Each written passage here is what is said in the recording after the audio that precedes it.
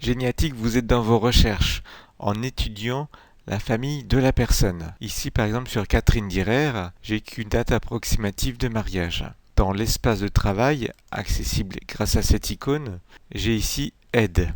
Le logiciel analyse la famille proche. Il vous propose, par exemple, pour les actes de naissance, d'union, par exemple, ou de décès, de chercher dans la ville de Saint-Malo, de Rennes ou de Saint-Dié en fonction de ce que vous avez saisi. Il va regarder les lieux de naissance, de mariage, de décès, les résidences aussi, de chaque individu, l'époux, les parents, les enfants. Cette icône vous permet d'accéder à Commune de France pour visualiser la commune, toutes les communes avoisinantes, et aussi de regarder sur la carte où se situe le lieu.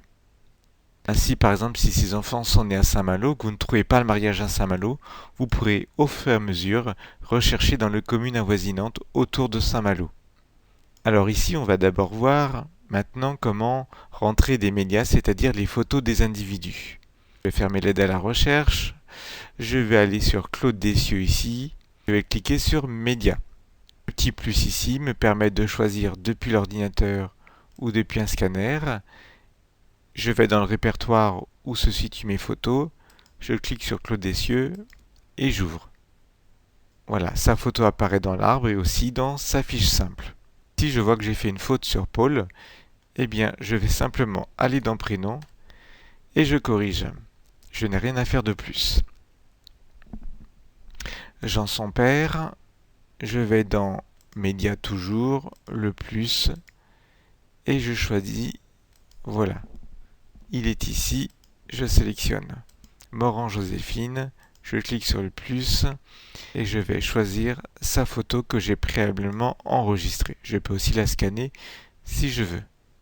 J'ai ici ajouté des photos pour chaque personne et j'obtiens ainsi un bel arbre généalogique. Je peux, si je veux, dans les médias ajouter plusieurs images. C'est la première photo qui apparaît dans l'arbre. Je peux bien sûr, si je veux, changer l'ordre des photos. Donc ici, on a vu qu'on peut ajouter des images. Ensuite, après les médias, vous avez les notes. Pour chaque individu, vous allez pouvoir rentrer des informations d'ordre biographique sur l'école, sur le service militaire par exemple, des notes individuelles ou des notes de couple. Ici, on a indiqué, c'est à l'occasion d'un voyage en Normandie que Claude a rencontré Marcel. Nous allons maintenant saisir des informations à partir d'un acte afin de compléter la fiche d'une personne. Je vais donc sur Catherine Direr, je vais cliquer 2 fois sur sa fiche, ici. Je vais ici saisir la naissance. Je clique sur naissance, je passe ici en fiche détaillée et en mode saisie acte pour avoir le maximum de place. Je clique sur ajouter depuis l'ordinateur et je vais chercher l'image ici que j'ai scannée, l'acte de naissance que j'ouvre. Je clique ici sur l'image agrandie pour avoir l'acte en entier et ici même pour avoir une vue globale de l'acte. Je vais d'abord aller dans la source et je vais ajouter une source. C'est une photo. Voilà, je rentre état civil de Guy Clan, naissance de 1861, acte 13. Je valide. Il est important de saisir ces sources, comme ça vous savez à tout moment comment vous avez eu l'information. Si c'est une photo, une base de données par exemple, une archive familiale, eh bien vous notez tout. Ici, j'ai l'acte. Donc l'an 1861, le 3 février à 3h du soir, devant nous, François Fagot, maire officier de l'état civil de la commune de Guiclan, canton de Tollet, arrondissement de Morlaix, département du Finistère. A comparu Christophe Direr, cultivateur âgé de 41 ans, domicilié au lieu de Quérilly, en cette commune, lequel nous a présenté un enfant de sexe féminin né hier, à 6h du soir au lieu de Quérilly. Donc né hier, c'est le 2 février 1861, donc je saisis le 2-02-1861. Commune, c'est Guiclan. Alors, je commence à saisir. Le logiciel me fait des propositions. Guiclan ici. Si je ne sais pas où se situe le lieu, eh bien ici, je vais cliquer sur l'icône pour Commune de France, ce qui va me permettre de situer sur la carte géographique la commune. On peut faire un petit zoom moins. Voilà, c'est en Bretagne Nord. Avoir la liste aussi des communes avoisinantes. Donc je situe ici la ville sur une carte de France. Ensuite, je vais pouvoir saisir les personnes citées, c'est-à-dire les témoins à l'événement. Je clique ici sur Ajouter une personne citée. Un écran apparaît afin de saisir soit un nouveau témoin, soit la famille proche.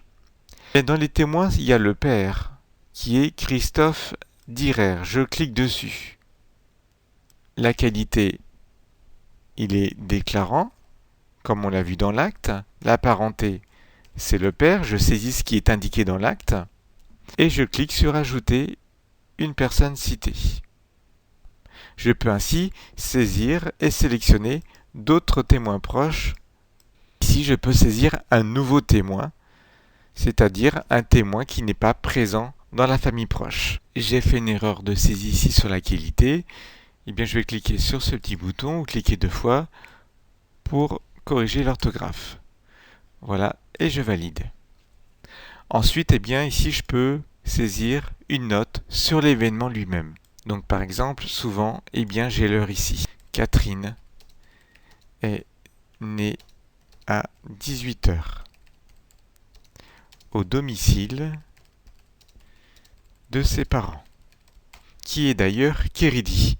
Eh bien, je saisis ici Kéridi dans la zone du lieu-dit. Pour l'événement, j'ai rentré la date, le lieu-dit, j'ai mis l'acte, j'ai saisi des personnes citées et j'ai rentré la source de l'événement. Je peux retourner dans Fiche simple. J'ai saisi ainsi ce qu'il faut sur un événement. Si je retourne dans Médias, je vais avoir ici la photo de la personne et les médias événements. Géniatique permet d'accéder facilement et rapidement depuis le logiciel aux archives en ligne. Ici, je suis sur Jean-Marie Sauzet, né le 18 avril 1878 à Autun. J'ai cette information par son acte de mariage. Je clique ici dans la zone du lieu, sur Autun, et ici, je vais cliquer sur l'accès aux archives départementales. Le logiciel se positionne automatiquement sur les archives de Saône-et-Loire. J'ai accès à tous les sites des archives départementales qui ont des archives en ligne. On va fermer ça pour avoir un plus grand espace. J'accède donc ici aux archives. Je vais faire une recherche par commune. Alors, chaque archive a ses propres fonctionnements. Donc ici, l'exemple est vraiment fait avec le site des archives de Saône-et-Loire. Je clique sur Autun, je valide, je recherche. Ce que je veux, c'est l'état civil. Voilà, je recherche donc les naissances en 1878. Je recherche. Il me propose un lot. Je clique dessus et je clique sur l'œil ici pour visualiser l'acte. J'arrive donc ici dans l'année 1878. Alors, on va ici avec l'icône plein écran agrandir pour avoir un plus grand espace. Il faut donc maintenant chercher le 18 avril 1878. On est en février. Vous cherchez pour accéder à votre acte.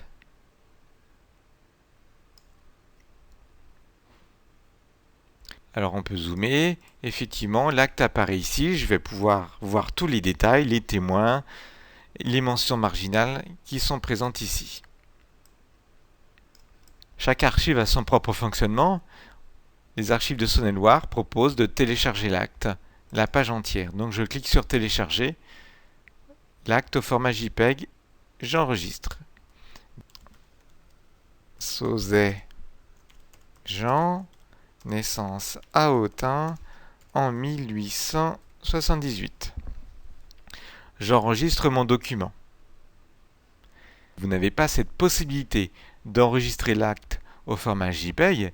Vous avez ici aussi, dans Géniatique, un outil de capture qui va vous permettre d'enregistrer l'acte sur votre ordinateur. Maintenant, l'acte est enregistré. Donc, on va revenir ici et on va fermer ces fenêtres. Je vais aller donc sur Jean-Marie Sauzet.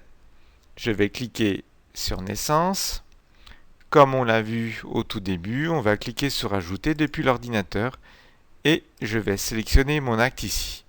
Je l'ouvre, il est ajouté. On va aller dans Médias, effectivement j'ai mon acte ici. Mais l'acte, en fait, j'ai toute la page. Moi ce qui m'intéresse c'est seulement cette partie. Eh bien je vais cliquer sur cette icône de retouche d'image. Ici j'ai la découpe de la sélection. Donc je vais sélectionner ma zone. Alors je vais agrandir un peu parce que je veux garder le numéro de l'acte. Je choisis ma partie entière. Je clique sur découper. On va zoomer un peu plus. Voilà, j'ai gardé que l'acte. J'enregistre ici directement sur cette icône, la première. Le document est un peu sombre. Je peux aller aussi dans l'effet de retouche, contraste et lumière, afin d'augmenter la luminosité. Voilà. Je valide. J'enregistre. L'acte n'était pas aussi à l'endroit, je peux faire des rotations ou des rotations automatiques. Le logiciel automatiquement va remettre l'acte bien droit. J'enregistre et je ferme. Voilà, j'ai ainsi mon acte seul, celui qui m'intéresse. Ce qui me permettra, quand je passe effectivement dans la naissance, en mode acte, d'avoir une belle vision de l'acte afin de saisir ici la source, les personnes citées et les notes, comme on l'a vu précédemment.